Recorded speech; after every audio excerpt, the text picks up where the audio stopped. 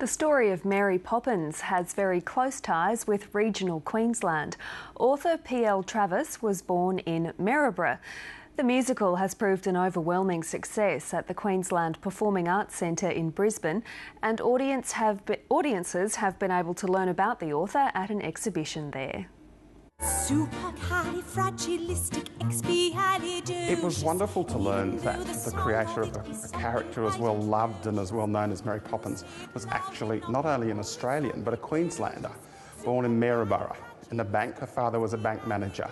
So she and her mother and her two sisters, she had two sisters which you don't hear about very often, spent their very earliest years in Maryborough. So they were there for about, I think, 4 or 5 years, and then there were some changes in their circumstances and they ended up in Allahabad for a period of time as well. So she spent quite a few of her earliest childhood years in Queensland.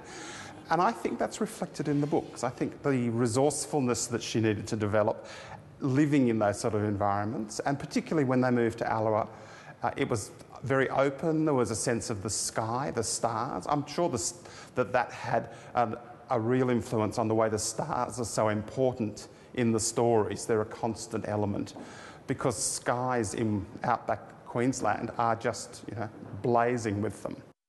And when we learnt that the Mary Poppins musical was coming here, it seemed a fortuitous match that we could tell the story of PL Travers, the writer, and the character of Mary, who sort of almost is an alter ego, I think, for Pamela.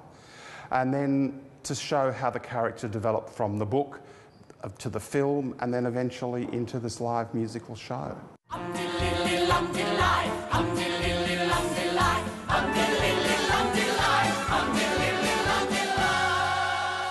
We were very fortunate that we managed to arrange a loan from the State Library of New South Wales, where the PL Travers literary collection's held. And what I wanted was pieces that actually showed the hand of the author. So things that she'd written on, drafts for things, comments that she'd made. There's a wonderful copy of the shooting script for the film, which she managed to get sort of first refusal, I suppose, on the details of the script. So she's actually written comments throughout it saying things like, Mary wouldn't do this, or I don't think that's correct. And there's drafts of stories for the later works.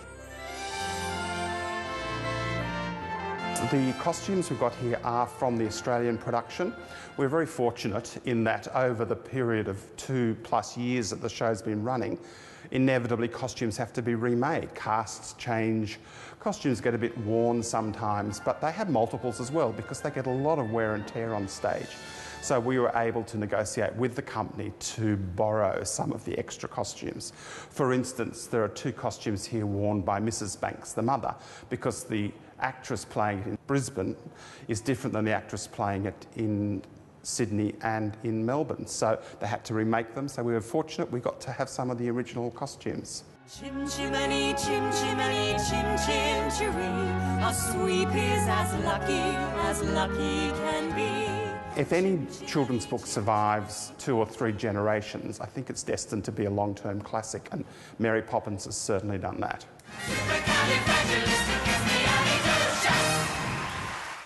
That story produced by Tina Gertis, and the exhibition is on until mid-March.